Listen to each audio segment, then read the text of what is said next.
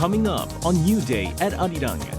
South Korea reports 33,460 new COVID-19 infections as of 9 p.m. Sunday. Amid the weakening pandemic, health authorities will downgrade COVID-19 to the second highest level of its four-tier infectious disease control system on Monday, while eating and drinking on public transit, theaters, religious houses, and indoor stadiums will be allowed starting today. Ukraine has called on Russia to hold talks at the Azovstal steel factory in Mariupol, the last remaining stronghold in a city that has been under siege for more than 2 months. Projected results show incumbent French President Emmanuel Macron has defeated Marine Le Pen, becoming the first French leader to win re-election in 20 years. Hello and welcome to New Day at Arirang. It's Monday, April 25th, 8 a.m. here in Seoul, South Korea. I'm Oh Soo-young. And I'm Yoo Jae. Thanks as always for joining us this morning, because over the next hour we'll be giving you some of the top headlines of the day and experts' insights and some of the key issues facing Korea and the rest of the world. Now, our top story this morning: as the Russian attack on Mariupol continues, Ukrainian authorities have made an offer to Moscow to hold talks near the city's Azovstal steel plant, saying that over 20,000 people have been killed in Mariupol alone. The city's mayor says that they are witnessing, quote, the greatest war crime of the 21st century. Kim Yo-sun has our top story. Ukraine has made an offer to Russia to hold a special round of negotiations in the city of Mariupol, which is under serious attack by Russian forces. Ukraine's presidential office said Sunday that the negotiations would be aimed at discussing the fate of Ukrainian civilians and troops still trapped in the city. It also suggested that the negotiations be held near the Azovstal steel plant, which is the last holdout of Ukraine's defense in the southern port city. Also on Sunday, Ukrainian officials accused Russia of attempting to storm the giant steel plant. It added that this comes despite Russian President Vladimir Putin's comments last week that the complex does not need to be taken. Ukraine's Armed Forces Command explained that Russian forces were hitting the plant with air and artillery bombardments.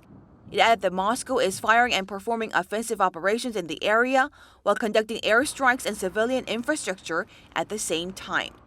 Ukraine's officials explained that an estimated 100,000 people remain trapped in Mariupol and over 20,000 people in the city have died so far since the onset of Russia's invasion. The mayor of the city said that they are witnessing, quote, the greatest war crime of the 21st century, stressing that the rest of the world needs to respond to stop the genocide by any means possible. Against this backdrop, a senior White House official highlighted in a televised interview on Sunday that Washington has been reviewing all possible means to hold Moscow accountable for what's happening in Ukraine. Pundits say this could even include the possibility of designating Russia a state sponsor of terrorism, which Ukrainian President Volodymyr Zelensky has recently asked President Joe Biden to do. Kim Yo-sun, Arirang News. Life is returning to normal in South Korea with the lifting of more and more COVID-19 restrictions. There'll be more changes coming this week as COVID-19 is downgraded from the highest threat level to the same level as diseases like chickenpox. Sunday saw the lowest number of daily infections in 76 days, with cases falling to the 30,000 level.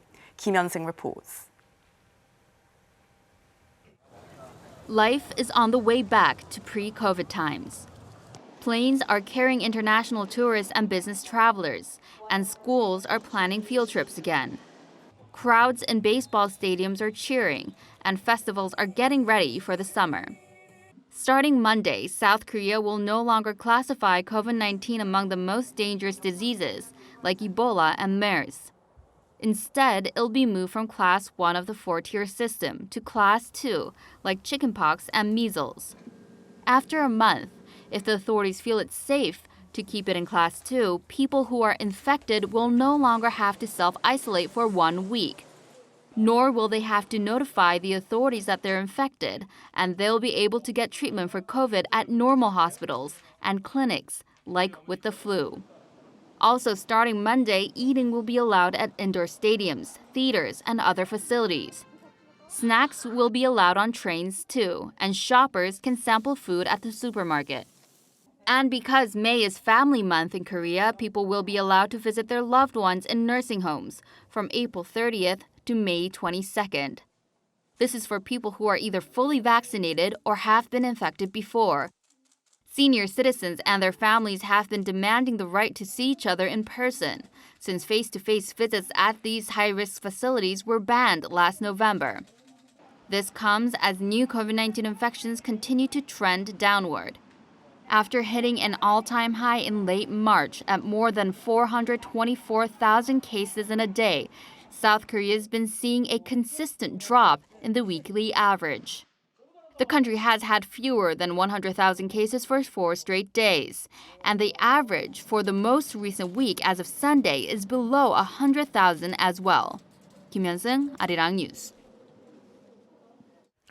Now, a delegation representing South Korean President-elect Yoon arrived in Japan on Sunday for discussions on the Seoul-Tokyo relationship, North Korea issues, and cooperations with the United States. Now, led by lawmaker Chung Jin-seok, the 7-member delegation will meet with Japanese government officials, possibly including Japan's foreign minister, as well as lawmakers, business people, and journalists. They're currently coordinating a meeting with Japanese Prime Minister Fumio Kishida to discuss inviting him to the president-elect's inauguration. They're also bringing a letter for Kishida from Yoon. Now, on the first day, the delegation paid tribute at a memorial to a Korean student, Lee Soo-hyun, who sacrificed his life in 2001 to save a Japanese person's life who had fallen onto a train track. They are set to return to Seoul on Thursday. President-elect Yoon plans to move into what is now the foreign minister's home, as the property in the town of Hannam-dong in central Seoul has been confirmed as the new presidential residence, following the relocation of the top office. According to Yoon's spokesperson on Sunday, the decision was made after considering security and cost. The transition team had initially looked at the official residence of the Army Chief of Staff, but changed direction during the review process. Meanwhile, Yoon is expected to commute to the new presidential office in central Seoul from his private home for about a month after his inauguration, while his official residence is renovated.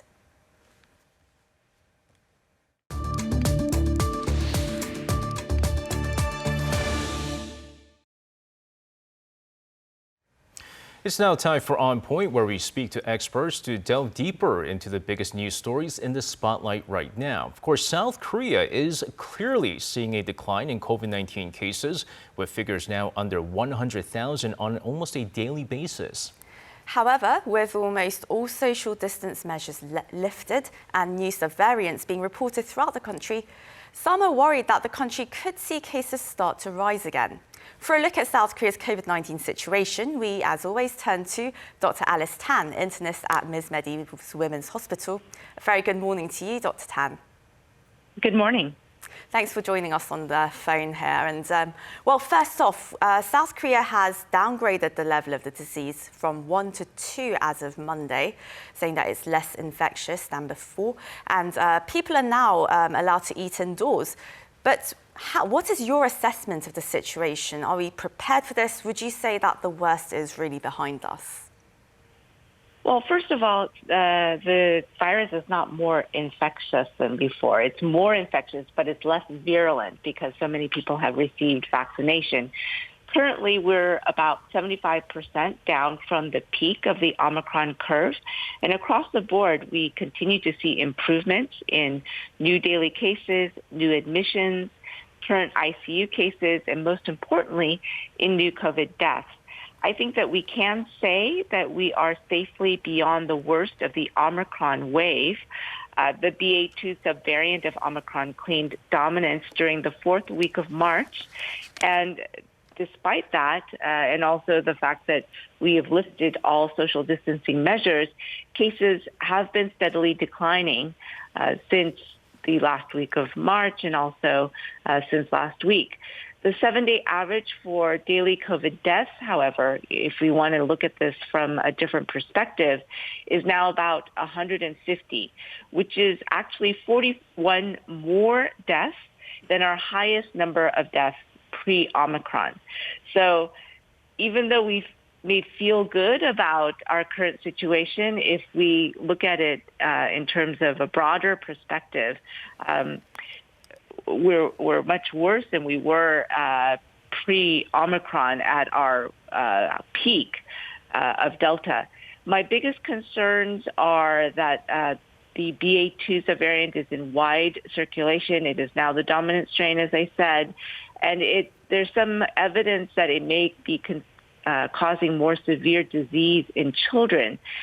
Certainly here in Korea, we are seeing a disturbing trend in increased child death due to COVID-19. As of March 25th, there were 11 cumulative deaths among children and adolescents between the age of 0 to 19.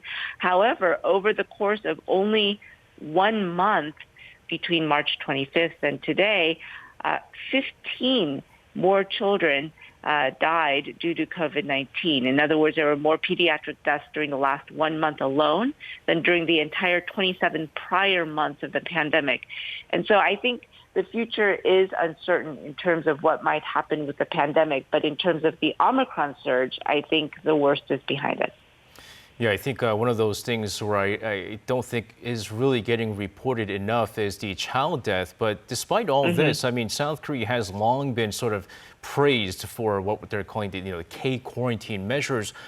Dr. Tan, what would you say was the biggest factor in Korea's successful fight against COVID-19? I think it was the team effort that was the most successful part of countering the pandemic in our country. And if I could identify the 4 team groups that were really the heroes, I think in our country, the first would be the medical professionals and the public health officials who have been working around the clock for more than 2 years to keep as many people alive and to keep the country safe. Secondly, the public has been phenomenally compliant with all public health guidelines and recommendations, including receiving vaccinations, distancing when needed, and masking up. Third, I think the media did a great job acting as messengers and delivering fact-based news. There's so many places where misinformation played a detrimental role in the pandemic. And lastly, the biomedical industry really stepped up to produce all of the testing kits and masks and vaccines that not only Korea, but also the world needed as well. And Dr. Tan, there are now still concerns over these Omicron subvariants that are popping up here in the country, the XM variant that was reported last week. First of all, what kind of characteristics does the XM subvariant have? And also, as we hear of these subvariants and new variants emerging, is the medical system here in Korea becoming better prepared to really handle these new variants? I mean, the concern always is that the medical system, the healthcare system, might be overwhelmed by a sudden resurgence. So far, there is a dearth of information on the XM recombinant variant. What we do know is that it's a combination of the BA 1.1 and the BA.2 subvariants. And according to one source, greater than 30 cases have been discovered in 8 countries. Otherwise, there are not yet good data on the transmissibility or the virulence of the XM strain. In terms of are we ready for healthcare readiness, we survived Omicron. So if there were a new variant similar to Omicron, I think we will be in a better position to deal with it. But the problem is we've decreased the amount of testing that we're doing. Therefore, genetic surveillance has also been decreased. And that's what you need to pick up new variants. And so that's my biggest concern is in terms of testing, our testing robustness and reliability have gone down. Yeah, hopefully with the ease measures that we're going to be seeing all the more, I think most important thing is that we are not too lax, because I think the fight against COVID-19 is still far from over with. Dr. Tan, as always, thank you very much for your insights, and we'll, of course, speak to you again next week. Thank you.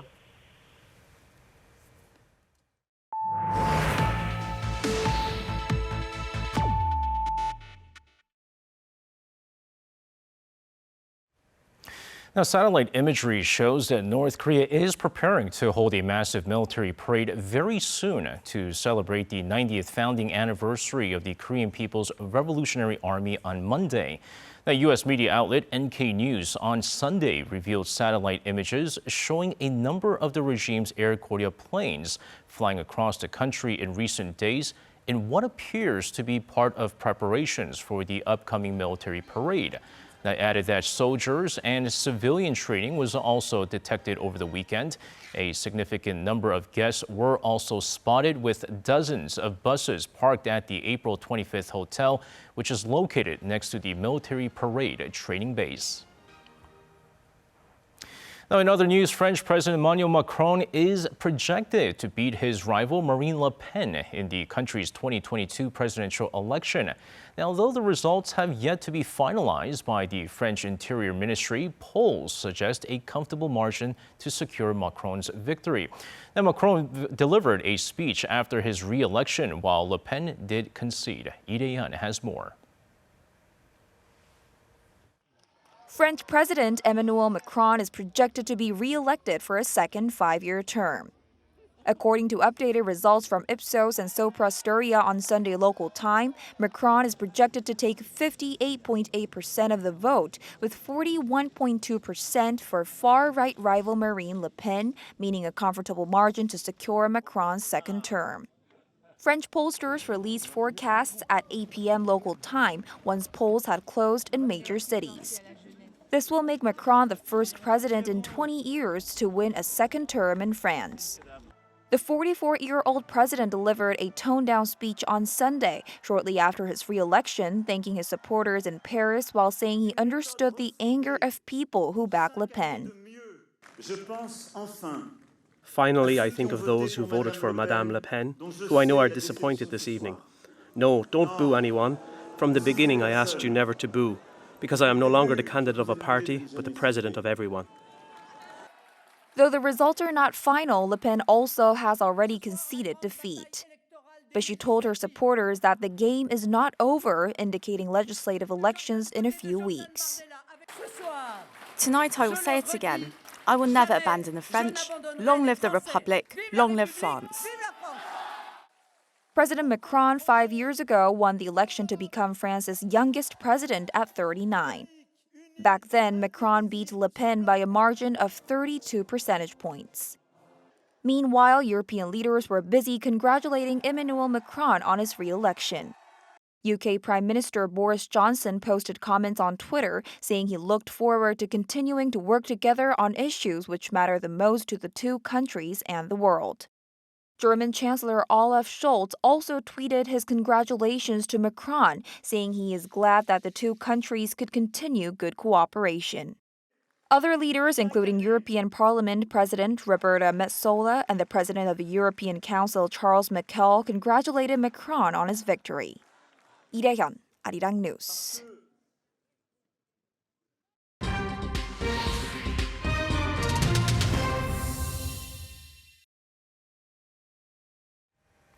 It's time for Global Insight, where we speak to experts from around the world on issues making headlines. Emmanuel Macron rose to power as France's youngest ever modern leader in 2017, beating radical right-wing candidate Marine Le Pen in the presidential election. Now, 5 years later, he appears to have done it again. According to exit polls, he's projected to secure his place in the Élysée for another term, a feat not seen since Jacques Chirac 20 years ago. But not everything is the same as 2017. Macron faces frustration and anger in French society with the impact of the pandemic and opposition against some of his economic policies. We discussed the outcome of the 2022 French election and what's ahead for Macron in his second term, if of course the projections are confirmed. Now, for this, we are joined by Paul Stangler, an independent journalist based in Paris, and Charlotte Cavalier, Assistant Professor of Public Policy at the University of Michigan's Gerald R. Ford School of Public Policy. Very warm welcome to you both. And, well, let's start with you, Paul, now joining us from Paris. Very late there, very exciting day. But, well, the French have seen the same result as 2017. You've got the same candidates, the same victor, it seems, but what has changed from 5 years ago? Yeah, I mean, first off, thanks for having me. There's a lot of different things that have changed here. I mean, I think for one, if you look at just the overall level of turnout, that's something that's very striking initially here. We have around 72% turnout right now. 99% of the results are in, so that's a pretty solid number to go by at this point. So 72% of people turned out to vote. That's the lowest level that we've had in a French presidential election since you have to go back to 1969, which was another election in which you didn't have the left wing in the second round between Georges Pompidou and then Poher, a right wing center right candidate. So very low turnout, almost historic levels of low turnout, 72%. Beyond that, you also have a lot of people that actually went to the polls and cast what are known as blank or void ballots, around 9%. That's another high number. You have millions of people that are voting and then casting protest ballots. So I think if you look at the turnout, that's the biggest change from 2017. And then if you look also, I would say maybe quickly, the Macron coalition that brought him to power in 2017 is different from the coalition this time around. You really saw that in the first round, but you see it also again in some of the exit polls that we're seeing. I'm looking at one study, although France doesn't formally conduct exit polls, they're essentially polls conducted of people who voted. You can see that the Macron base this time around, and we saw this a little bit in 2017, but this time it's even more wealthier than the average the average French voter, and also older than the average French voter. So you have this real shift in the Macron base, and you also have less turnout. Those are two things that I think, just to begin, are pretty different from 2017. Now, Charlotte, of course, as Paul just mentioned, the turnout was very important for both Macron and Le Pen. Of course, they're both very worried as the number of voters possibly abstaining could really make or break the election for them. So what did the turnout in the second round of the presidential election really indicate to you? Yeah, so there's two reasons, right? One is the left is not on the ballot, and when the left is not on the ballot, there's a whole political family missing. So, of course, few people turn out. And the other feature is there's just less fear of the far right winning. The cost of seeing the far right winning, even if you don't support the far right, are perceived to be lower. And so why that is, there's several features. The far right, at least in this version, le Rassemblement National, has changed.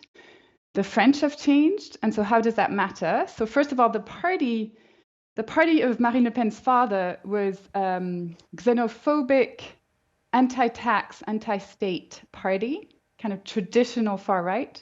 Marine Le Pen turned it into what political scientists call a welfare chauvinist party. It's a pro-social spending, kind of pro-redistribution, but only redistribution to native, to the French. So one of her kind of,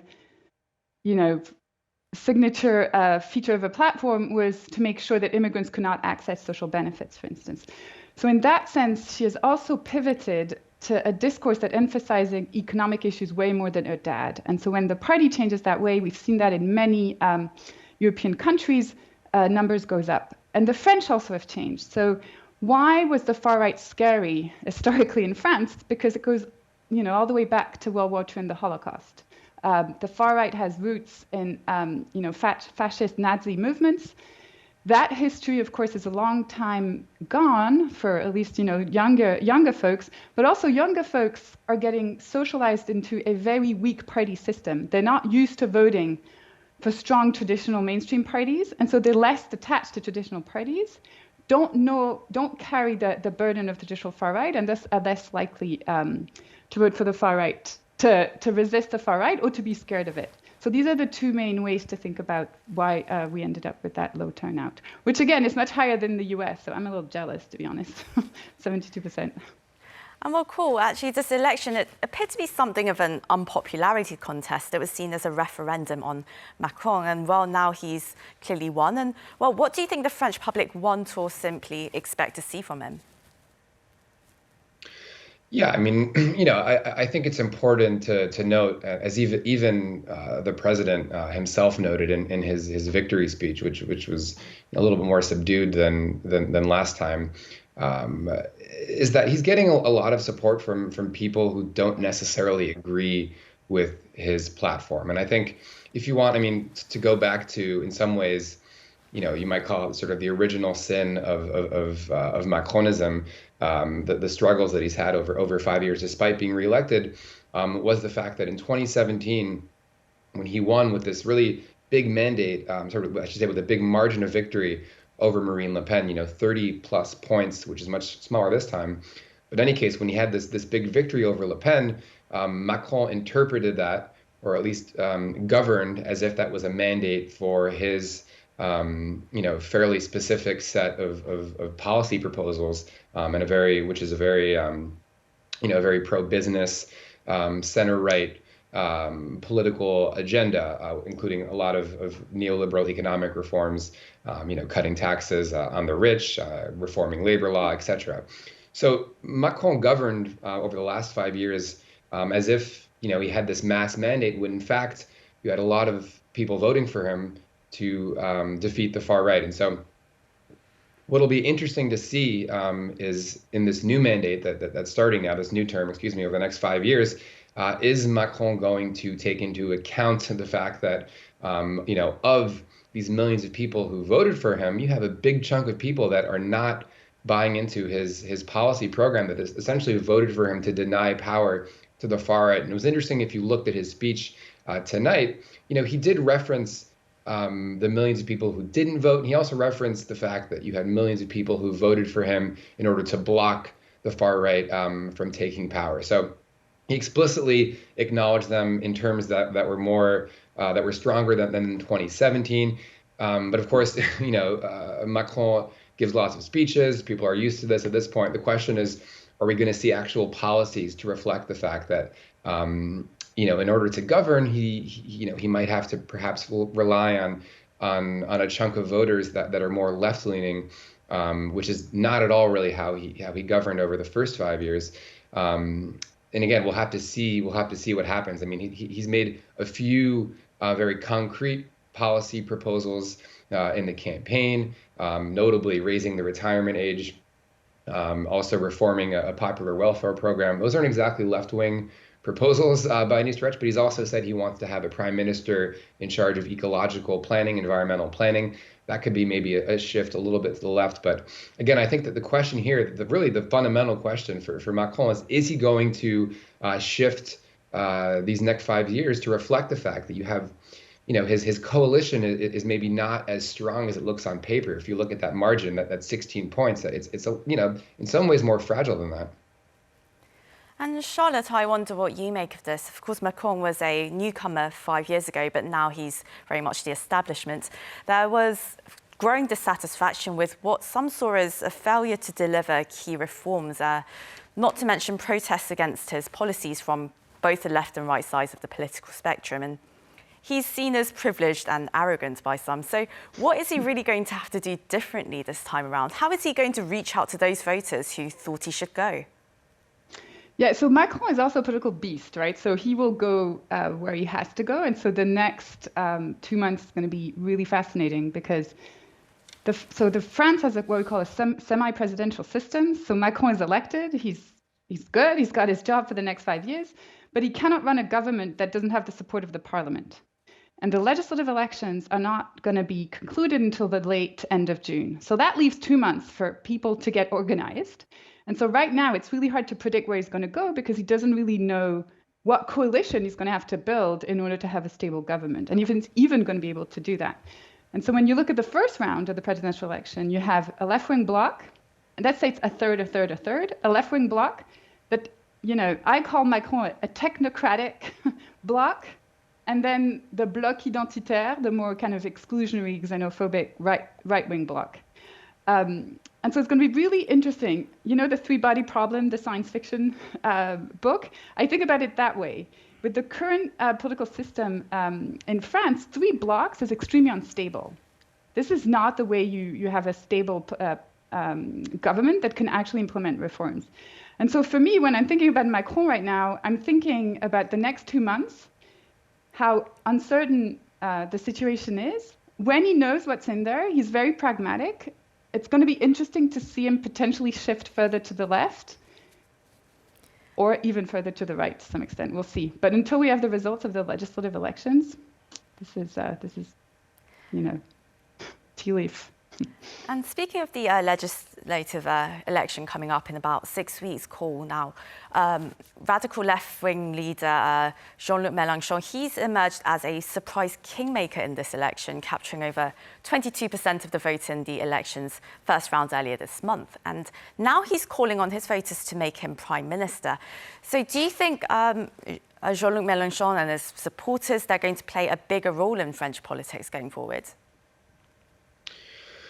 Yeah, I mean, I think we're going to have to see, as Charlotte mentioned, how these legislative elections pan out. What is interesting to note is that, covering French politics here for the last several years, for 5 years under Macron, there was, a lot of tensions between these various left-wing parties, from La France Insoumise, which is Mélenchon's party, to the Communists, to the Greens, to the Socialists, to even, other smaller far-left parties.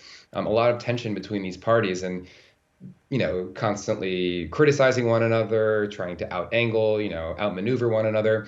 And what's happened really over the last 2 weeks since the first round of the presidential elections, where you mentioned JeanLuc Mélenchon's high score, he really emerged as this kingmaker. And what's been remarkable to watch is these parties are now in pretty serious negotiations to have a legislative coalition that would be able to, present candidates, a united block of candidates in those legislative elections in June. Now, I should say they're not completed, but these talks are ongoing. And from what people are telling me and what you can find in the press as well, is they're advancing. And again, Mélenchon, in theory, would be the prime minister of this coalition. At least he's promising that as a way to perhaps to mobilize people to vote for him, because Mélenchon did get a lot of support in important working class blocks of that the left needs to carry in order to be able to govern. So things are moving in that direction. And then the other sort of big question that's hanging over this is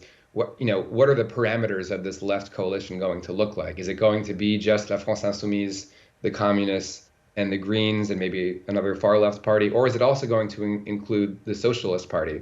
The Socialists and La France Insoumise have been rivals for quite some time. Mélenchon himself is a former socialist. They don't particularly like each other, but perhaps they're willing to set that aside for, with the prize of having this legislative majority. So it's too soon to say, but again, as Charlotte was saying, you have these three blocks, and I think one thing we know about French politics today is things are certainly very volatile. And Charlotte, your thoughts on this? What do you think is going to happen? What do you think is ahead for Le Pen and her voters? It's fascinating. So the far right loves division. They really have a hard time kind of coordinating between the Marine Le Pen wing, more pragmatic, who's moved towards this welfare chauvinist platform, and then the kind of traditional conservative, very xenophobic wing that's embodied by her niece and Zemmour, who created his own party in the process. And so it's going to be really interesting if they manage to overcome their differences and actually build a voting bloc, because then they actually have a chance to be the opposition in parliament, which if they don't do that, they won't have a chance. And Zemmour's speech was actually, that he just gave after the results, was kind of captured that really well. What is interesting with Marine Le Pen is she's contradicting herself to some extent, because she's managed to build a party, all right? Compared to her dad, the party before her with her dad was this personality called Jean-Marie Le Pen, and with her, it's a real party with local notables who are elected in local elections. Well, the way a party works, if you lose elections, you let somebody else take your spot. That's how a party works. It's a machine to create leaders.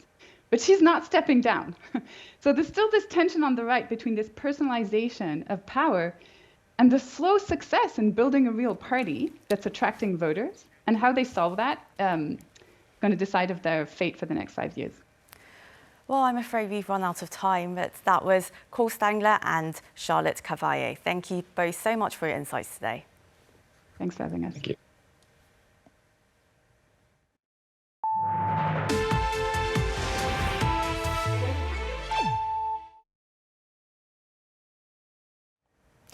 Now, the latest K-pop sensations, the girl group Espa, played the main stage Saturday night at one of America's biggest music festivals, Coachella. Now, there in the California desert, Espa played some of their biggest hits, including Next Level and Savage, along with an unreleased track called Life's Too Short. Now, Aespa debuted in late 2020 in the middle of the pandemic, and the group said it was their first time performing in front of such a big crowd. They added that they were happy to be there. Now, April 22nd was Earth Day, a day to show support for environmental protection. Now, several manufacturers have begun making label-free products, saving both consumers the hassle of peeling off labels and making recycling process more efficient. But an expert says we still need to start thinking about using reusable containers instead of disposable packaging. Well, our Kim Bok-young files today's news features. Overflowing waste. According to the Environment Ministry, waste paper in 2020 increased by 25% compared to the previous year. PET plastic waste increased by 19%, and PVC plastic wrapping was up 9%. Compared to other materials, plastic causes much bigger environmental issues when incinerated or buried. If buried, it does not rot. And if incinerated, gas is emitted because plastic is made by petroleum and it causes air pollution by producing toxic materials. It is very hard to deal with the plastic waste compared to other papers and metals. That is why we need to recycle it properly. There are lots of types of plastic such as PET, PVC, polystyrene, and polypropylene. Among those, we are most familiar with PET, the type of plastic used for beverage bottles. How are they being recycled?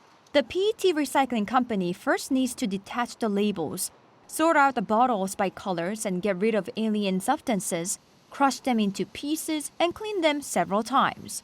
Out of those steps, getting rid of the label is the most important but toughest task. 80 to 90% of the bottles have labels on. During the recycling process, we are seeing so much waste because of this. If we have label mixed with PET material, it cannot be recycled into a high-quality product. When we filter out the labels, PET gets filtered as well. That's a lot of loss. To tackle this problem and help make the recycling process much easier, water bottle manufacturers have started making bottles without labels. Back in 2020, this beverage company became the first in the country to sell label-free water bottles. Instead of having a label, its brand name is engraved on the plastic bottle. Lotte Chosun Beverage started rolling out label-free bottles in January 2020. The manager at the bottle factory says making a label-free product is quite difficult, as the whole manufacturing process needs to be changed, starting from the bottle's mold design. To come up with a label-free water bottle, we have invested in mold equipment and had to go through trial and error for about a year to put in the indented logo and secure the product stability. One more obstacle that stood in the way was the duty of putting all the necessary information about the manufacturer, volume and nutritional details on the product. 네, 페트병 자체는 무라벨이잖아요. 그런데 법적으로 표시 기준을 표시해야 된다고 알고 있는데 어떻게 표시하고 있나요? 네, 이쪽에 보이시는 게 손잡이인데요. 이 손잡이에다가 필수 표시사항을 기록한 후 20개 포장을 한 다음에 거기다가 손잡이로 부착을 하고 있습니다. There were worries about the effect this lack of labeling would have on sales. However, these label-free bottles have turned out to be very popular. 1.37 million crates were sold in 2020. In 2021, that figure exploded to more than 24 million crates. Then how many labels were saved? For 1.5-liter water plastic bottles, 0.8 grams of plastic is used on the label, and 0.3 grams is needed for a 500-milliliter water bottle. When added up, going label-free saved a total of 129 tons of waste from labels alone. Now knowing that such label-free products are appealing to consumers, other manufacturers too have started to go label-free. Coca-Cola introduced non-label Coke with a contour crafting design for the very first time in South Korea. And carbonated drinks such as Seagram have also been adapting to the non-label trend. Even soy sauce bottles and dairy products such as yogurts have gone label-free. But many companies could still have trouble making the label-free molds or changing their whole manufacturing process. In that case, the owner of the PET recycling company suggests that manufacturers make labels float so that they can easily be separated when the bottles are broken up and cleaned in water. Labels are usually made of PVC, but if they are made of the lighter polypropylene instead, then this will float and can easily be separated from the heavier PET that is used to make plastic bottles. These polypropylene labels could then also be recycled. 이런 것들은 아까 그 물에 뜨는 그 약간 라벨 같은 것들로 만든 그렇죠, 그렇죠.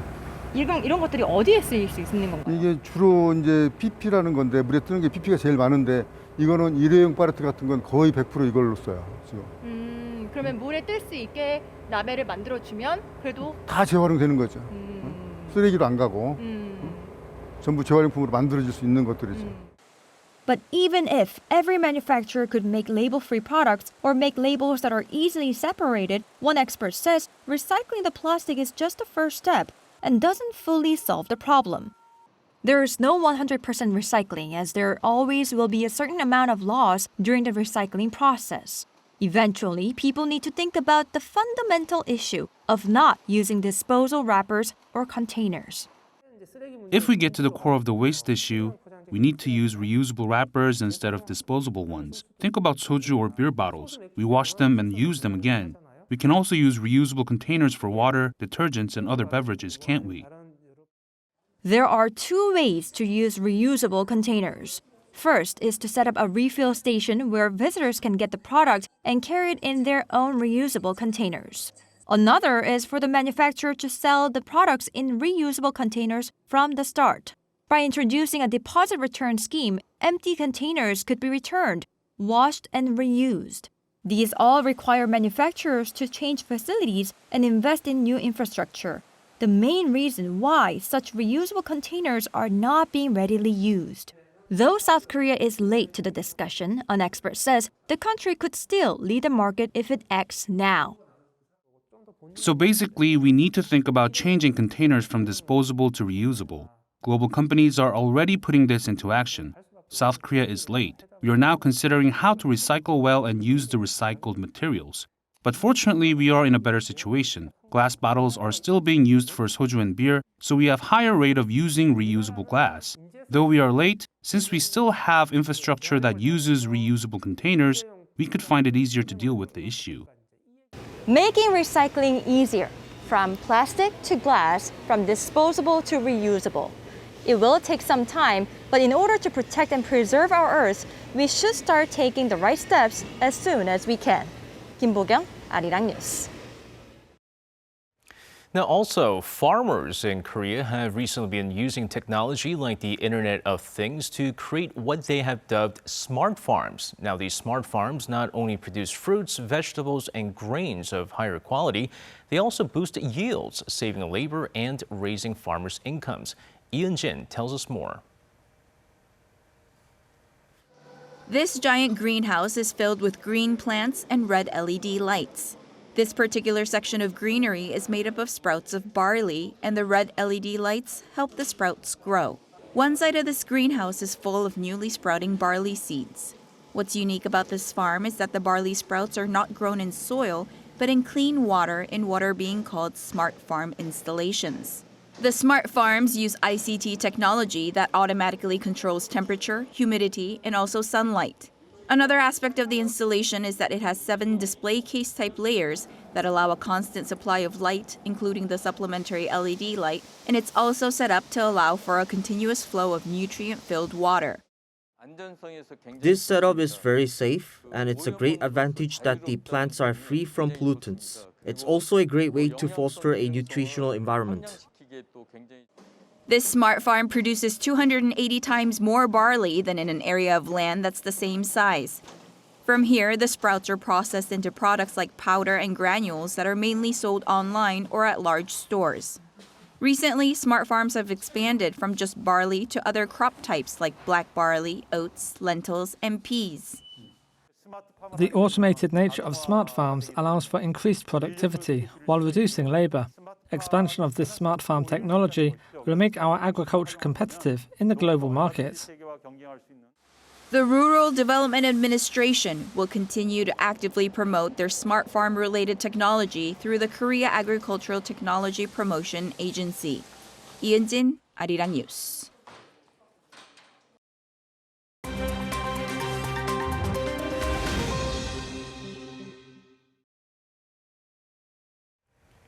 Now, for a look at news from around the world, we now turn to our Matthew Ashley, standing by at the Arirang newsroom. Good morning to you, Matthew. Good morning to you. Hi, Matthew. Now, let's begin with the latest from Shanghai, as the city is seeing a rising number of COVID-19 related deaths. Well, that's right. So the city recorded 39 deaths from COVID-19 on Saturday, the most seen in a single day. Now, that brings the region's total since late February to 87. Health officials said that the average age of those who died is 78.7, all of whom had underlying conditions. Shanghai saw 21,058 new cases on Sunday, down slightly from the previous day. The city has been in a strict lockdown for the past 4 weeks, with many residents not allowed to leave their homes at all during that time. Those restrictions show no sign of easing, with authorities reportedly building fences across the city to seal off building entrances. Now, moving on to Nigeria, where an explosion over the weekend has killed 100 people. The blast occurred at an illegal oil refining depot in the country's Imo state on Saturday local time. According to State Commissioner Goodluck Opia, many of the victims were burnt beyond recognition. Authorities are now looking for the owner of the facility. Unemployment in the region has led to an increase in illegal refinement operations, where crude oil is tapped from pipelines owned by major oil companies and processed in makeshift tanks. Figures indicate that the practice sees Nigeria lose an average of 200,000 barrels of oil per day, more than 10% of production. 10 people have been confirmed dead and 16 others are still missing after a tour boat went missing off Japan's northern coast over the weekend. Carrying 26 people, the Kazu 1 disappeared while on a sightseeing tour around Hokkaido's Shiretoko Peninsula. In the last known contact with the boat, at 1:15 p.m. local time on Saturday, the crew reported that it was taking on water. Rescue boats and police and military aircraft have been dispatched to the area and are getting help from local fishing boats. On the day of the incident, the area saw high waves, although authorities have not yet confirmed what caused the boat to sink. People in Egypt have been using a phone app to reduce food waste.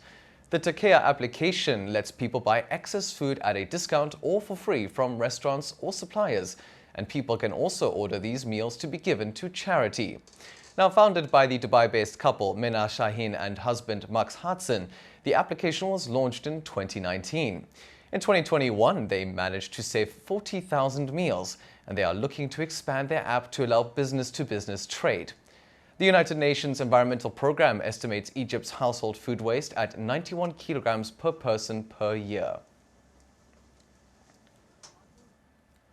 After a 2-year break due to COVID-19, Rio de Janeiro's famous carnival is back. One of the highlights of the 10-day festival, the Samba Parade, took place at the Sambadrome on Saturday. Elite Samba schools from across the country took part, each with their own unique regiment of dancers, drummers, divas, and colorful costumes. The festival also includes special sections for the young and elderly, opening up the carnival to people of all ages. Brazil's largest annual event was delayed this year from its traditional date in February to April due to the Omicron variant.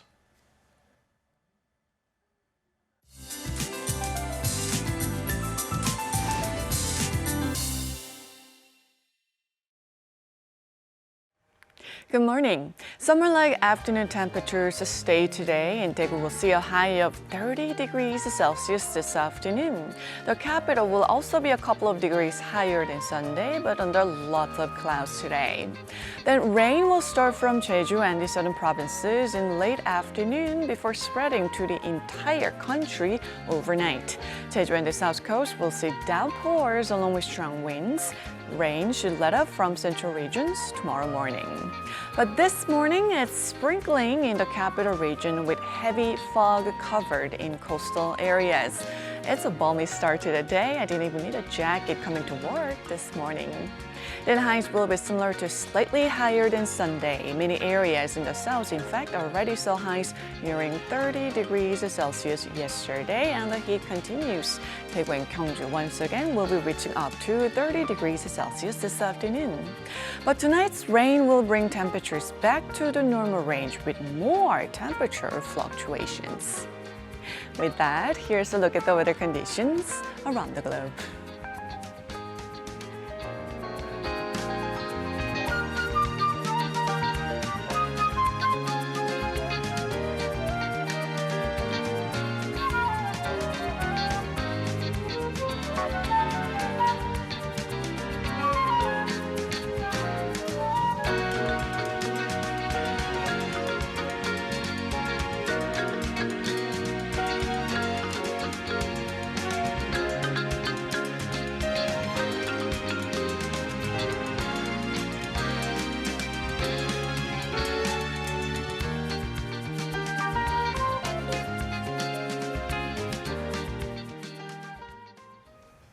Well, that wraps up our newscast this morning, but we will be back tomorrow for our Tuesday's edition of New Day at Arirang. Thank you, of course, for tuning in, but do stick around for more updates throughout the day. Have a safe rest of your day, and as always, take care.